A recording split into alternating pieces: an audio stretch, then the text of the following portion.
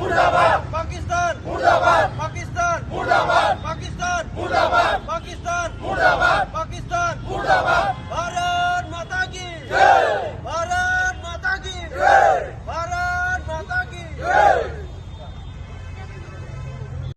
আচ্ছা, আজি আমি ইয়াতে সকলোৱে একত্ৰিত হৈ আমি মন্ত্ৰী প্ৰদৰ্শন কৰিছো। আমি ইয়াৰ মূল কাৰণটোৱে হৈছে যোৱা 22 তাৰিখে জম্মু এণ্ড কাশ্মীৰত যিটো ইনচিডেণ্ট হৈ গৈছে, সেইটো একচুৱেলি আমি সেই 22 তাৰিখৰ দিনাৰ পৰাই আমি সেই ইনচিডেণ্টটোৰ কথা ভাবি আমি শুবই পৰা নাই। ক'বলৈ গ'লে যি ধৰণে ইন'চেণ্ট মানুহ, আনআৰ্ম ইন'চেণ্ট মানুহ যিসকলে জাষ্ট ঘূৰিবলৈ গৈছে, তেওঁলোকক টাৰ্গেট কৰি কাৱাৰ্ডলি যিসকলে পাকিস্তানৰ সন্ত্ৰাসৰ লগত মিলি কিছুমান লোকেলছ 2-3জনমান লোকেলছে মিলি তেওঁলোকে আহি আনআৰ্ম চিভিলিয়ানৰ ওপৰত যি ধৰণে এটেক কৰিছে, আজি এই পৃথিৱীখনত ইনহিউমেনিটিৰ যিটো ডেফিনেশ্যন তেওঁলোকৰ পৰা আমি একদম ক্লিয়াৰভাৱে আমি দেখা পাইছোঁ।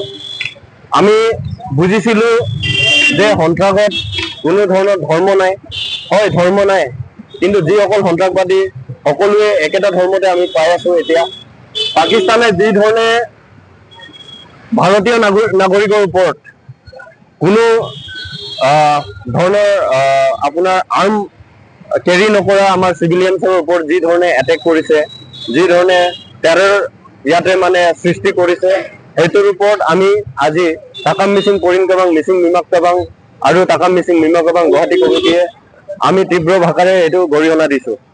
গতিকেলৈ আজি এইটো মঞ্চৰ পৰাই আমি ভাৰত চৰকাৰ, অসম চৰকাৰ, আমাৰ ৰাষ্ট্ৰীয় আন্তঃৰাষ্ট্ৰীয় পৰ্যায়ত যিসকলে আমাৰ ভাৰতৰ লগত টাই আপ হৈ আছে তেওঁলোকলৈ আমি আহ্বান জনাব খুজিছোঁ যে যিসকল সন্ত্ৰাসবাদী গ্ৰুপেই হওক, পাকিস্তানৰ চৰকাৰেই হওক, যিসকলে জড়িত আছে তেওঁলোকক অতি সোনকালে অতি শীঘ্ৰে এটা গৃহীত ব্যৱস্থা বুলি ক'লে ডিৰেক্টলি শ্বুটেড চাইড কৰিব লাগে।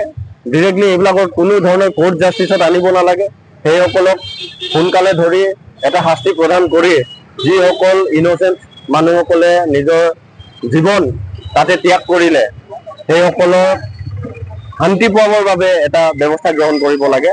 আৰু আজি আমি সকলোৱে ইয়াত একত্ৰিত হৈ এটাই বস্তু আমি মনোপ্ৰাৰ্থনা কৰিছোঁ যে যিসকল সন্ত্ৰাসে সেই ইন'চেণ্ট মানুহসকলৰ লাইফ লৈছে সেইসকলক অতি শীঘ্ৰে